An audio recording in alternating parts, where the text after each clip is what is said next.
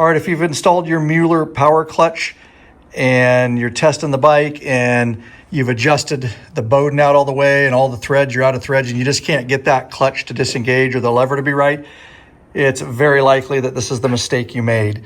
When you're installing this, you cannot start with it in the wrong position because it has nowhere to go.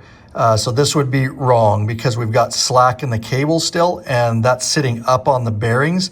So when we install that on there, it's already going to be in the wrong position. You're never going to get it adjusted right. So you have to make sure and pull that all the way back as far as you can to make sure all that is out. That way, when we put that on there, this will be starting in the right position and it'll pop up and onto those bearings properly. So you're going to have to take it back apart and check that.